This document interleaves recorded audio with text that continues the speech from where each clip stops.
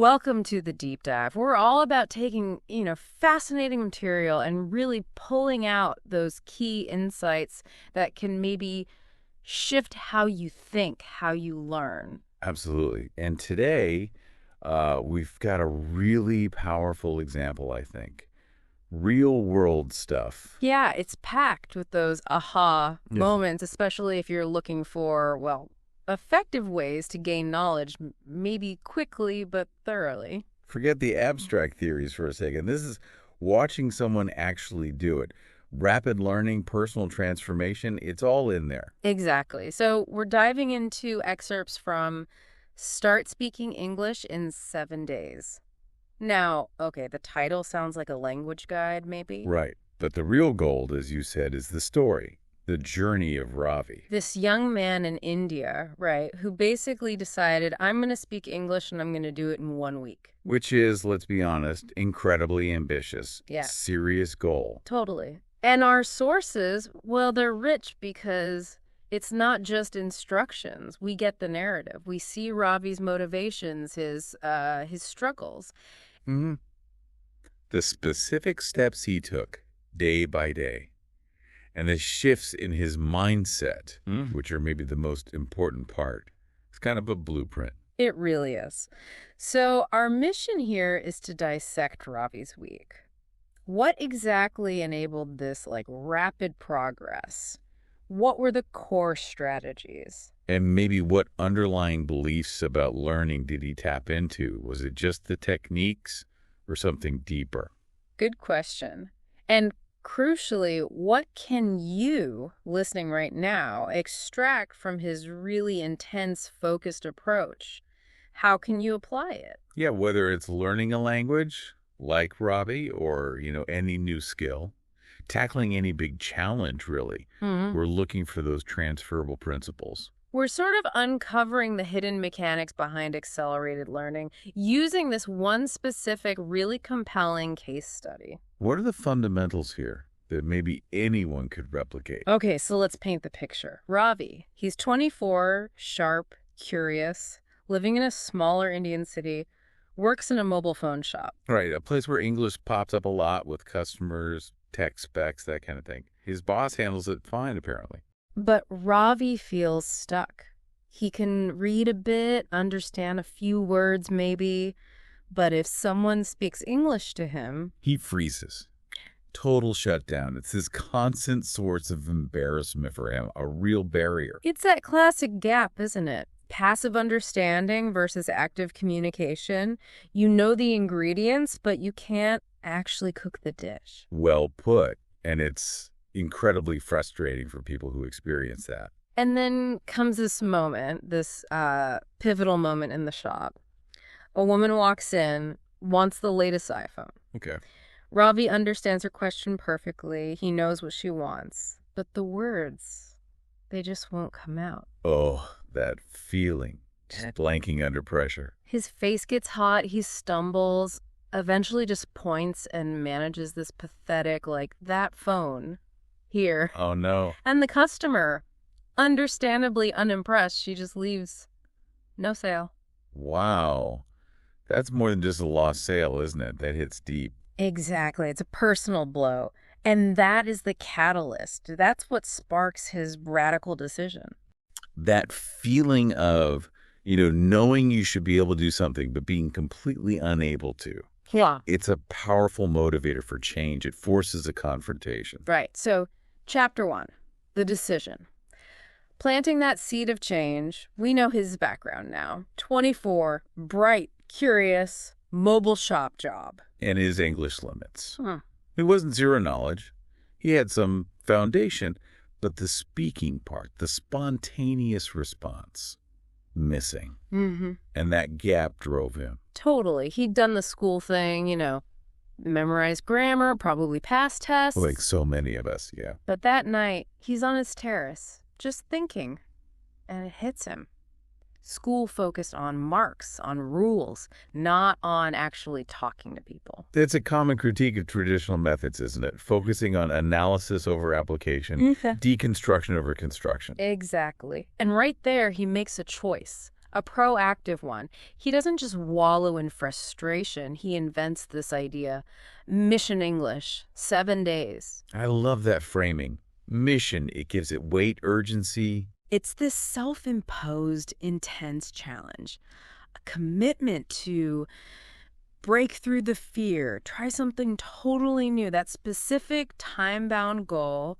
7 days, it creates instant focus, doesn't it? Absolutely. That time frame is key. It forces concentration. It's not some vague, I'll learn English someday. It's now, this week, like training for a sprint. And he actually lays out a plan, a concrete 7-day plan. Day 1, just start speaking simple sentences. Okay, manageable first step. Day 2, learn 20 really useful daily words. Practicality first. Smart. High frequency stuff. Day 3, practice conversations but safely in front of a mirror. Ah, the mirror trick. We'll get to that.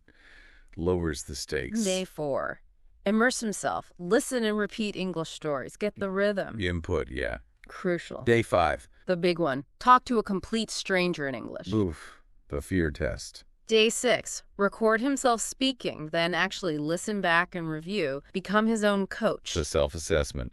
Very powerful. And Day 7, the grand finale. Make a 2-minute video in English, proof of concept. Wow, what a progression.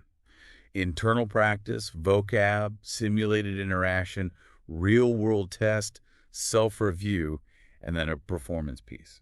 It builds perfectly. And his mindset through all this? He knew it would be hard. He expected mistakes, nervousness. He wasn't naive. But he was resolute, determined to speak, to stop being silent. That shift from avoidance to engagement is critical. That willingness to embrace failure, almost, that's huge for learners, isn't it? The fear of messing up can be paralyzing. Totally. Robbie deciding to push forward despite the fear, that's a massive factor. Valuing progress over perfection right from the start. So Day 1 arrives, first action, super simple but profound, stands in front of the mirror and just says basic stuff aloud. Hello, my name is Ravi. I am learning English. I want to speak clearly. I can do it. How did he feel doing that? Strange, he said, but also exciting. It's that first crack in the dam, you know? A tangible step. There's definitely a psychological effect there. Hearing your own voice, saying the words, even simple ones, even in private, it starts to normalize it, makes it feel less intimidating, builds that initial comfort. And he takes it out of the room, too. Same day, at the shop. Customer comes in. He makes himself do it. What did he say? Good morning, sir. How can I help you? Simple stuff. He notes, pronunciation wasn't perfect. Grammar, maybe iffy. But they were his words. That agency, huge. That first real-world attempt, even tiny, even imperfect, it's such a confidence booster. It proves you can produce the language live. Chips away at that fear. And he ends Day 1 writing in his notebook, short, powerful. Today I spoke English. I was scared, but I did it. Tomorrow I will do more. That reflection habit. Acknowledging the small wins. That's fuel. It keeps the motivation going. Consciously recognizing progress. Solidifying the day's lessons, the great feedback loop. Which brings us nicely to Chapter 2, 20 words that change everything. The power of practical vocabulary, Day 2. Right, now we need some building blocks. His focus shifts to active vocab. Goal. Learn 20 useful words for daily life. And the principle here is key. Prioritize words he can use immediately. Not fancy, complex stuff. Super efficient strategy. Forget obscure terms for now. What lets you have basic conversations today? Get the most communicative bang for your buck. Exactly. He looks around, thinks about work, comes up with words like phone, name, number, price, work, help. Real world stuff. Today, tomorrow, morning, evening, water, food, friend, call, talk, come, go, buy, sell. You see, the core of his daily interactions. Totally practical. But the magic isn't just the list, is it? It's what he does with it. Right. He immediately starts making tiny, practical sentences. Phone. This is my phone. My name is Robbie. What is the price? Active application. Yeah. That's what makes it stick. It turns abstract knowledge into a usable tool. Active recall strengthens memory way more than just looking at a list. He's moving beyond just recognizing words to actually producing them in context. And then he grabs his phone. Voice recorder. Yep. Records himself saying these sentences. He mentions laughing at how he sounded, but the point was, it was real. It was his voice speaking English, becoming tangible. That immediate audio feedback, even just hearing yourself, it builds awareness, familiarity with the act of speaking. And like day one, he doesn't keep it theoretical. He challenges himself. Use at least 5 of these new words today. At work, with real people. Putting it into practice immediately. That forces retrieval under pressure. Much stronger learning than flashcards. And he nails it. More than nails it. By evening, he'd used 10 of the new words. Asking about phones, giving prices, offering help. He finishes the day feeling like strong, good. And that notebook entry again. Today, I use 10 new words. I feel strong. I feel good. And then the insight. Learn the power of small words. Don't need to be perfect, just need to be brave. Tomorrow, I will speak more. It's that focus again. Yeah. Progress, bravery, not perfection. Overcoming the fear. And then that amazing little detail. That night, he dreams in English for the first time. Isn't that something? After just 2 days, shows how deeply it's starting to embed, doesn't it? His brain is processing it even during sleep. A really fascinating sign of deep engagement and immersion.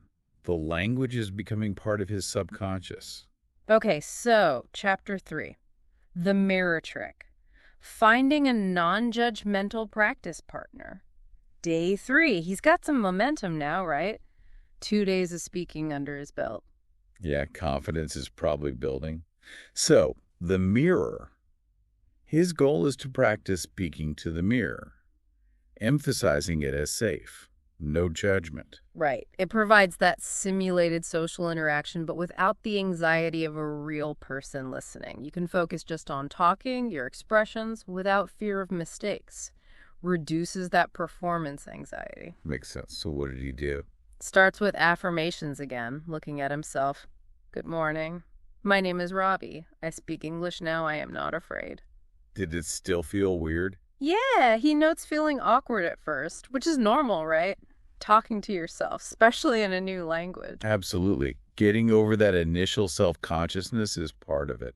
But he pushes through, sees the mirror as this face to speak to, this voice to listen to, no criticism, no interruption. And then he starts creating little conversations. Using the 20 words. Yeah, playing both roles. Shopkeeper, customer, asking about phones, prices.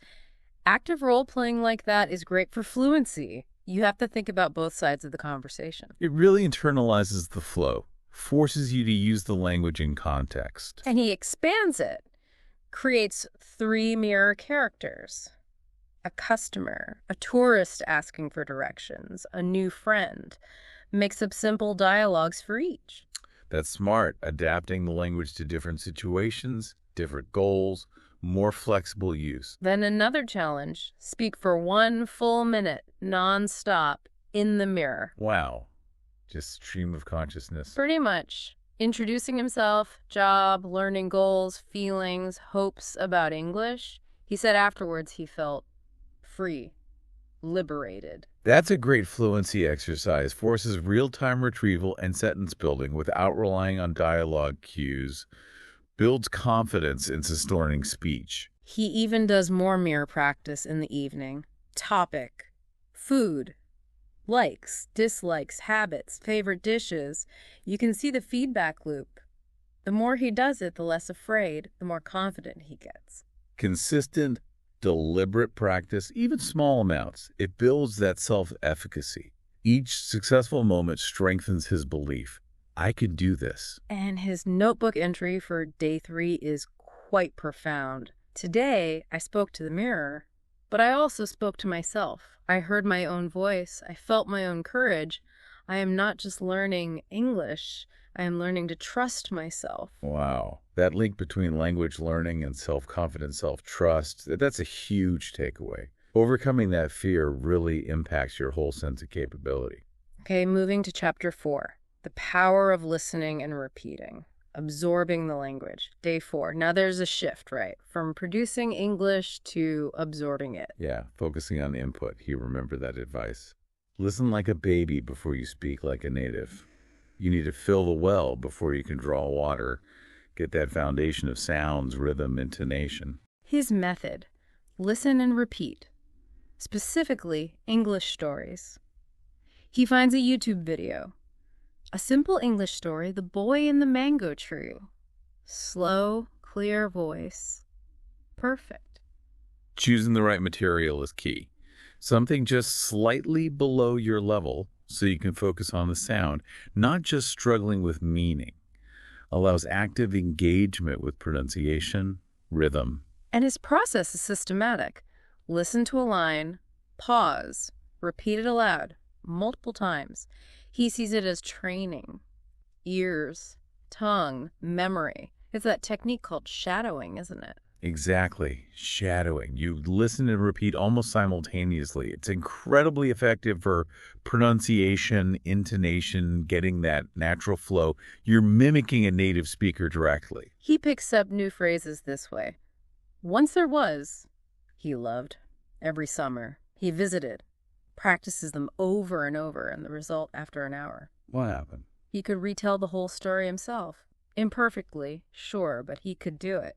Shows real comprehension and internalization, much deeper than just recognizing words. That's significant progress. It shows the patterns are embedding. And he keeps it up in the evening.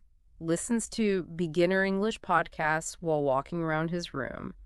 Still repeating. But now he starts adapting. Adapting how? He hears a sentence about someone's morning routine, and he changes it to describe his morning routine. Moving beyond just copying to building his own sentences based on the patterns he's hearing. Ah, that's a crucial step. From passive reception to active creation. Taking the input and making it his own. Developing that generative ability. He realizes this listening and repeating. It's not passive at all. It's active training. Like a singer learning a song by ear or a dancer learning steps by watching. Great analogy. It highlights the active processing, analyzing, and reproducing involved. It's physical and mental work. That evening, on his terrace, listening to the story one last time, he has this thought. And the young man smiled, holding English in his heart. It's becoming personal, emotional. That emotional connection is a powerful long-term motivator, makes the learning meaningful. His notebook entry sums it up. Today, I became a listener. I became an echo, and slowly, I became a speaker. My ears are now my teachers. My voice is my proof. Beautiful. Clearly shows that link. Strong listening builds strong speaking. You need the input for the output. Okay, day 5, the big one. Chapter 5. Speaking to a stranger. The fear test. Stepping outside the comfort zone. Here we go. The real-world application. Ravi admits he's way more nervous today. Goal. Talk English with a stranger. He knows it's vital, but the fear of mistakes, awkwardness, it's real. This is where the rubber meets the road. Definitely the toughest hurdle psychologically for many learners. Moving from safe practice to unpredictable real-time interaction, the fear of judgment is powerful. So he makes himself do it, goes to a busy street, walks into a small cafe. He notes his heart racing, the anxiety building, tangible fear. But he doesn't back down. Acknowledging the fear is the first step to managing it, right? Not trying to eliminate it, just choosing to act despite it. He gives himself a quick internal pep talk, thinking about the last 4 days, then walks up to the barista, orders coffee. And how did it go? Success. He asks what time the cafe closes, understands the answer. It's brief, but it's real communication. Huge sense of accomplishment. Proof he can function linguistically out there. That small success feels massive, doesn't it? Concrete evidence. I can do this.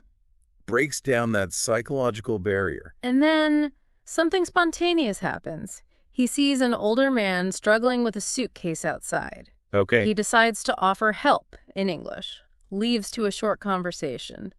Ravi offers help. The man accepts, mentions he's from the U.S. for work. Ravi even manages to say he wants to visit the U.S. someday. Wow. So a real connection beyond just a transaction. Exactly. He reflects later. Yeah. The conversation wasn't perfect, maybe some grammar mistakes, but it was meaningful.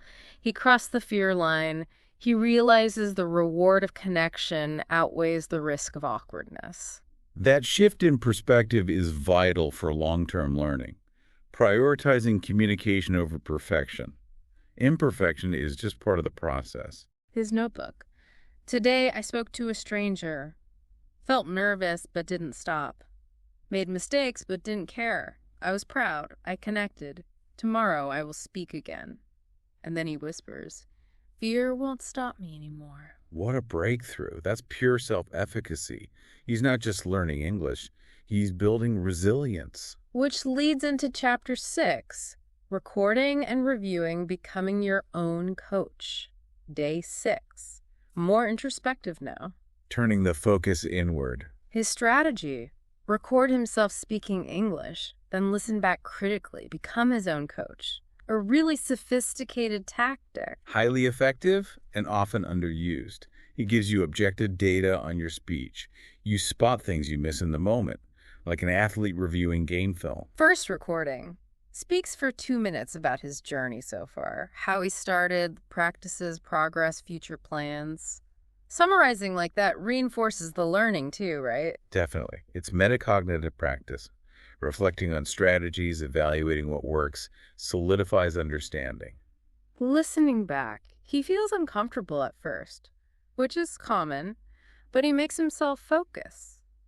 Objectively, What does he notice? pronunciation issues, filler words, sentences may be too long, complex, but also positives. People could understand him, he didn't sound too nervous, ideas were clear, communication happened. That balanced assessment is key. Acknowledge strengths and weaknesses. Keeps you motivated, gives clear targets for practice. Avoids discouragement. His notebook entry is so insightful. Today, I heard my own voice. Wasn't perfect, but it was mine.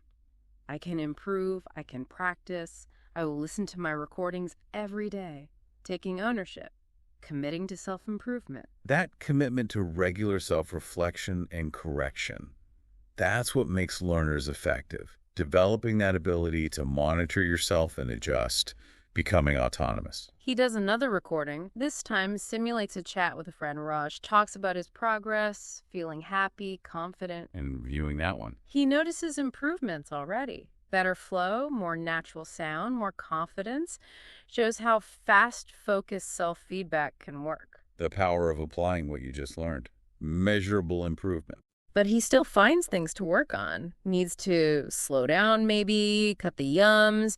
He's getting nuanced. He realizes he's not just learning to speak better, he's learning how to teach himself. That's the essence of becoming an independent learner. Exactly. Developing those metacognitive skills about language learning. Identifying needs, finding strategies, monitoring progress. That's the ultimate goal. So he starts this new evening routine, record review, and his voice actually starts sounding stronger, clearer, more confident over time.